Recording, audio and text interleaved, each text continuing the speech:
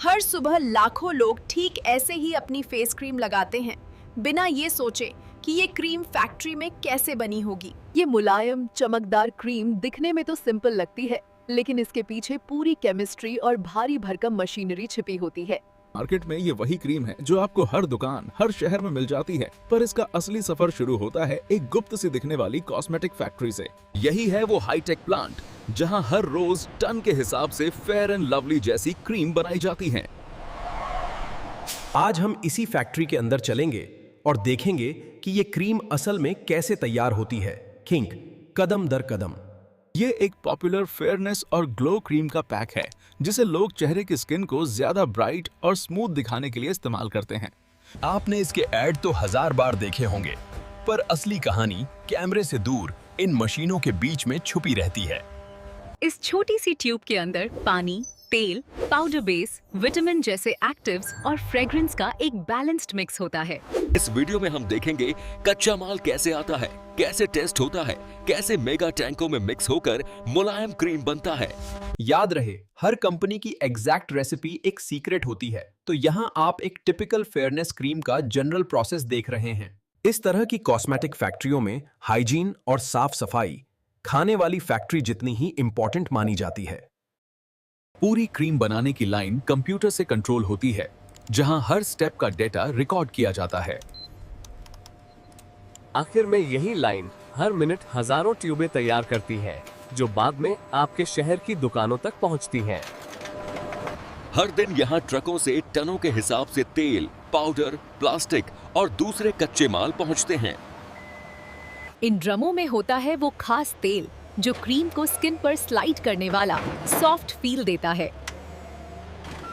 Glycerine जैसे humectant skin को moisturised महसूस कराने में मदद करते हैं, इसलिए इनका क्वालिटी बहुत जरूरी है। ये सफेद पाउडर और फ्लेक्स असल में वो वैक्स और एमल्सिफायर हैं जो तेल और पानी को मिलकर एक स्थिर क्रीम बनाते हैं। इन्हीं छोटे छोटे एक्टिव इंग्रेडिएंट से क्रीम को उसका क्लेम्ड फंक्शन और एक्स्ट्रा वैल्यू दी जाती है। इन्हीं प्लास्टिक ग्रैन्यूल्स को पिघलाकर आगे चलकर क्रीम की ट्यूब बनाई जाती है। बाहर से आने वाली चीज सिर्फ केमिकल ही नहीं, बल्कि आपके हाथ में आने वाला पैक और कार्टन भी होता है।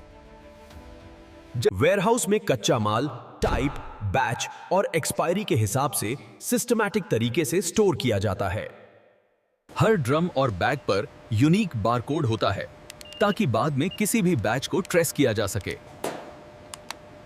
कोई भी कच्चा माल सीधे प्रोडक्शन में नहीं जाता, पहले उससे छोटे छोटे सैंपल लेकर लैब में भेजे जाते हैं।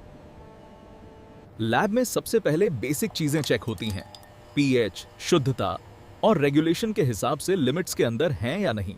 कई कच्चे माल पर माइक्रोबियल टेस्ट भी होता है ताकि बाद में क्रीम में बैक्टीरिया या फंगस की प्रॉब्लम ना आए। पास हुआ मटेरियल अलग क्लीन एरिया में शिफ्ट कर दिया जाता है, जहां से उसे बैच बनाने के लिए निकाला जाएगा। वेयरहाउस का टेम्परेचर और नमी भी कंट्रोल रखी जाती है ताकि कच्चा माल खराब ना हो। क्योंकि ये कॉस्मेटिक ग्रेड के केमिकल हैं, इसलिए सेफ्टी और प्रोटेक्टिव गियर की गाइडलाइन हर जगह डिस्प्ले रहती है। यहीं से शुरू होता है वो हिस्सा जहां ये सारा कच्चा माल मिलकर आपकी जानी पहचानी फेस क्रीम का रूप लेने वाला है। क्रीम का सबसे बड़ा हिस्सा होता है पानी, लेकिन ये कोई साधारण पानी नहीं, आरओ और यूवी से ट्रीट किया हुआ शुद्ध पानी होता है। इस पानी से मिनरल्स और ज्यादातर अशुद्धियां निकाल दी जाती हैं, जिससे क्रीम ज्यादा स्टेबल और सेफ रहे। यूवी यूनिट में इस पानी पर अल्ट्रावायलेट लाइट डाली जाती है ताकि माइक्रोब्स की ग्रोथ कंट्रोल रहे।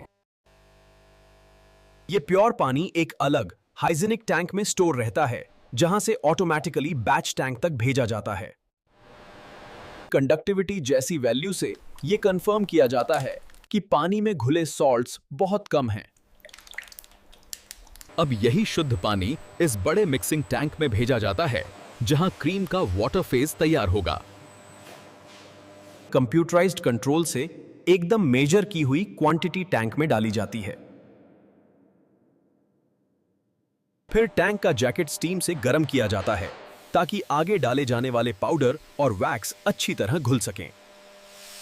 टेम्परेचर आमतौर पर 60-75 डिग्री सेल्सियस के बीच कंट्रोल किया जाता है रेसिपी के हिसाब से। इनसे क्रीम की गाढ़ापन और मॉइस्चराइजिंग फील सेट होना शुरू होता है। उसके बाद पाउडर बेस और कुछ थिकनर कंट्रोल्ड स्पीड से इस वाटर फेज में डाले जाते हैं। डस्ट हुड से उड़ती हुई धूल तुरंत खींच ली जाती है ताकि हवा और वर्करों दोनों की सेफ्टी बनी रहे। हाई शेयर मिक्सचर की मदद से ये सब चीजें एक साथ घुलकर स्मूथ लिक्विड बेस बना देती हैं। ये सब स्टेप्स पहले से प्रोग्राम्ड रहते हैं ताकि हर बैच एक जैसा बने और ह्यूमन एरर कम से कम हो। बीच बीच में इसी वाटर फेज का छोटा सैंपल लेकर जल्दी से क्विक टेस्ट भी किए जाते हैं। फ्लो और गाढ़ापन देखकर अंदाजा लगाया जाता है कि क्रीम के बेस की कंसिस्टेंसी सही बन रही है या नहीं। कुछ ही मिनटों की मिक्सिंग के बाद वाटर फेज पूरी तरह तैयार हो जाता है। एक अलग टैंक में ऑयल फेज तैयार किया जाता है जहां वैक्सी और ऑयली इंग्रेडिएंट्स मिक्स होते हैं। हीट की मदद से ये वैक्स जैसे फैटी अल्कोहल पिघलकर साफ लिक्विड में बदल जाते हैं। फिर अलग अलग कॉस्मेटिक ऑयल्स प्रिसाइज मात्रा में इस मिक्स में ऐड किए जाते हैं। यहीं पर कुछ खास एमल्सिफायर भी डाले जाते हैं जो आगे चलकर तेल और पानी को एक साथ बांधे रखते हैं। कुछ देर मिक्सिंग और हीट के बाद ये पूरा ऑयल फेज यूनिफॉर्म साफ तरल बन जाता है। इसे एक बार और फिल्टर से गुजारा जाता है ताकि कोई भी ठोस कण या गंदगी अंदर न पहुंच पाए। अब दोनों फेज एक तीसरे बड़े वैक्यूम टैंक से जुड़े होते हैं जहां असली इमल्शन बनेगा। यह है मेन इमल्सिफायर, एक तरह का विशाल मिक्सचर जो वैक्यूम और हाई शेयर दोनों पर काम करता है। पहले इस टैंक से हवा निकाली जाती है ताकि बाद में क्रीम में एयर बबल्स न फंसें। सबसे पहले गर्म वाटर फेज को इस टैंक में ट्रांसफर किया जाता है। अंदर का टेम्परेचर अभी भी ऊंचा रखा जाता है ताकि बाद में ऑयल फेज आराम से ब्लेंड हो सके। इसके बाद सही रेशियो में ऑयल फेज भी अंदर भेज दिया जाता है और असली मैजिक यहीं से शुरू होता है। एगिटेटर पहले दोनों को अच्छी तरह घुमाकर प्रीमिक्स बनाता है। फिर हाई शेयर होमोजेनाइजर तेल की बूंदों को इतना छोटा कर देता है कि वो पानी में फाइनली डिस्पर्स हो जाएं। साइंस की भाषा में इसे इमल्शन कहते हैं। छोटे छोटे ऑयल ड्रॉप्स जो पानी में बराबर फैले रहते हैं बिना अलग हुए। कुछ ही देर में ये लिक्विड मिक्सचर गाढ़ा होकर उसी क्रीम जैसा दिखने लगता है जो आप ट्यूब से निकालते हैं। टेम्परेचर, घूमने की स्पीड और वैक्यूम इमीड तीनों को प्रोग्राम के हिसाब से कंट्रोल किया जाता है। दीवारों पर चिपकी क्रीम को भी स्क्रैपर ब्लेड अंदर खींचकर मिक्स में वापस लाते रहते हैं। वैक्यूम से न सिर्फ एयर निकलती है बल्कि अनचाही भाप भी अलग हो जाती है जिससे टेक्सचर और बेहतर बनता है। इसके बाद एक सैंपल लेकर जल्दी से उसकी कंसिस्टेंसी और अपीयरेंस चेक की जाती है। बहने का ढंग, चमक और रंग वंग सब देखकर पता चलता है कि इमल्शन सही बना है या नहीं। आजकल कई प्लांट में इनलाइन सेंसर भी लगे होते हैं जो रियल टाइम में विस्कोसिटी जैसी चीजें मॉनिटर करते रहते हैं। अब गरम क्रीम को धीरे धीरे ठंडा किया जाता है ताकि उस पर आगे के नाजुक इंग्रेडिएंट्स डाले जा सकें। थोड़े कम टेम्परेचर पे भी हल्की मिक्सिंग जारी रहती है ताकि क्रीम एकसार बनी रहे। अब हीट सेंसिटिव एक्टिव इंग्रेडिएंट्स जैसे कुछ विटामिन्स सही टेम्परेचर पर डाले जाते हैं। ये एक्टिव्स क्रीम के प्रॉमीज और फॉर्मुलेशन के हिसाब से चुने जाते हैं और बहुत कम मात्रा में होते हैं। कुछ एजेंट्स ऐसे होते हैं जो स्किन को यूनिफॉर्म टोन और ब्राइट दिखाने में मदद करते हैं या सूर्य की किरणों से बेसिक प्रोटेक्शन देते हैं। इन सब के बाद क्रीम के रंग और टेक्सचर को स्पेशल लाइट के नीचे चेक किया जाता है ताकि हर बैच एक जैसा लगे। तब बारी आती है क्रीम की खुशबू की जो एकदम प्रीसाइज माप में डाली जाती है। न ज्यादा न कम। बस कुछ ग्राम फ्रेग्रेंस ही पूरे बैच को उसकी पहचान वाली सुगंध दे देता है। फिर टैंक को कुछ समय के लिए एक फाइनल मिक्स दिया जाता है ताकि खुशबू पूरे बैच में बराबर फैल जाए। अब इस बैच को आधिकारिक तौर पर एक नंबर दिया जाता है जो आगे ट्यूब से लेकर कार्टन पर तक प्रिंट होगा। क्रीम को एक आखिरी बार फिल्टर से गुजारकर फाइनल बल्क स्टोरेज टैंक में भेजा जाता है। टैंक से अलग अलग पॉइंट्स के सैंपल लेकर क्वालिटी कंट्रोल लैब में भेज दिए जाते हैं। पीएच चेक होता है कि स्किन के लिए बहुत एसिडिक या बहुत अल्कलाइन न हो, एक कंफर्टेबल रेंज में रहे। विस्कोसिटी से पता चलता है कि क्रीम न तो बहुत पतली है, न इतनी गाढ़ी कि ट्यूब से निकलने में दिक्कत हो। सेंट्रीफ्यूज में घुमाकर देखा जाता है कि कहीं क्रीम अलग अलग लेयर में तो नहीं बट रही से। माइक्रोबियल टेस्ट में देखा जाता है कि क्रीम में हानिकारक बैक्टीरिया या फंगस तो मौजूद नहीं है। कई बार क्रीम के ऊपर नाइट्रोजन गैस की पतली लेयर दी जाती है ताकि ऑक्सीजन से रिएक्शन कम से कम हो।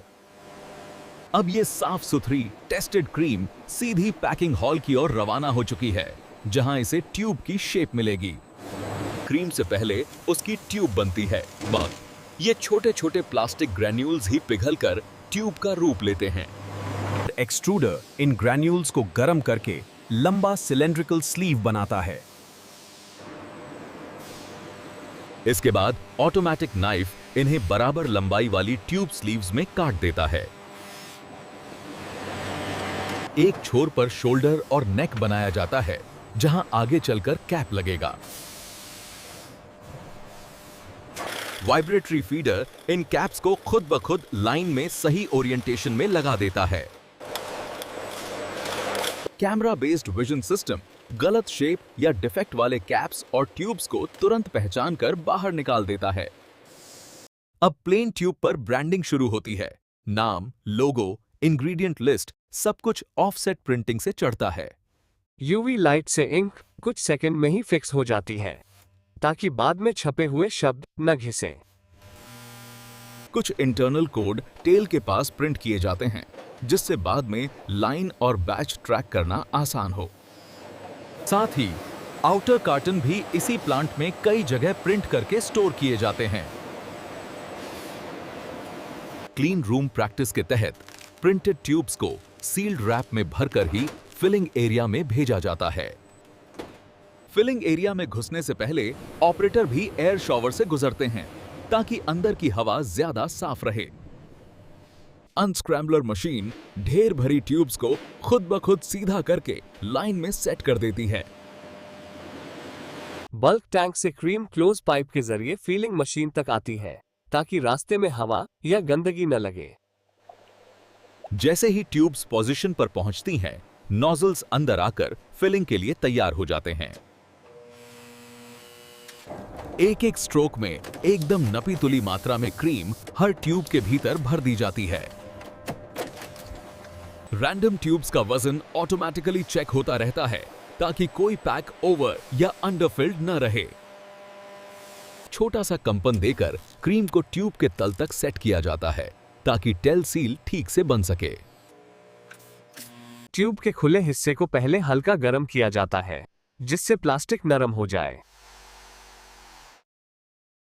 फिर सीलिंग जॉज उस हिस्से को दबाकर परमानेंट सील बना देती हैं ताकि क्रीम कभी बाहर न निकले।